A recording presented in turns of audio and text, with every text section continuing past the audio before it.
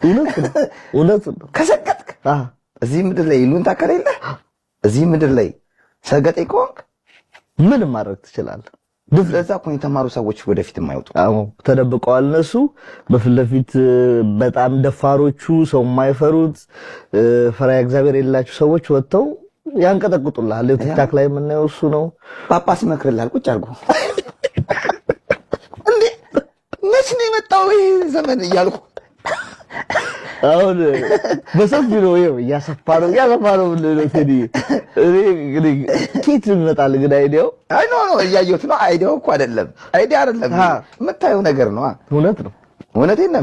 ከባድ ጊዜው እኔ ከባድ ነው። በልጅነት አስተዳደጌ ትልቅ ሰው ሲመጣ ከውጪ ጫማ አውልቀን እግር አጥበን ጉልበት ስመን ገባ እሽቅድድሙስ እግር ለማጠብ በጣም ሰላም አክበራ ገባ።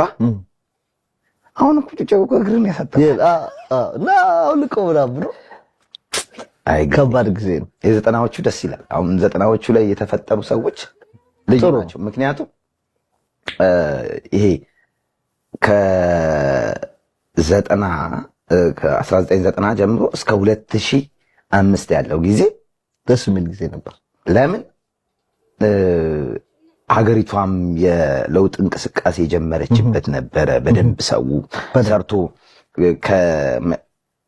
ከመካከለኛ ገቢ ያለው ወደ ተሻለ ምንም ያልነበረው ሰው ወደ ማግኘት የተዘዋወረበት ዘመን ነበርና ደስ የሚል ጊዜ ነው። በጣም የትኛውም ጊዜ አፍሪካ መሪ አፍሪካን ጠቅሞ አያውቅም። ጥቂት በጣት የሚቆጠሩ ናቸው። አይ ነው ግን ጥሩ ጊዜ ነበርኛ ያሳለፍ ነው። አዎ አሜን። ምን እንደሆነ ታውቃለህ? ሁሉም ጊዜ የራሱ አካሄድ አለው፣ የራሱ ውበት አለው፣ የራሱ ድምቀት አለው። አይ ነው አሁን ያለንበትን ነገር የምታውቀው ነው። ከባድ ጊዜ ላይ ነው ያለነው። ሰው እርስ በርስ መዋደድ ትቷል፣ መተማመን ትቷል። በጣም ችግር አለ። በተለይ አሁን ዲስ ዴይስ የምሰማው ነገር እኛውን ርቀን ስላለን አይደለምና በቤተሰብ የምታየው ነው አሁን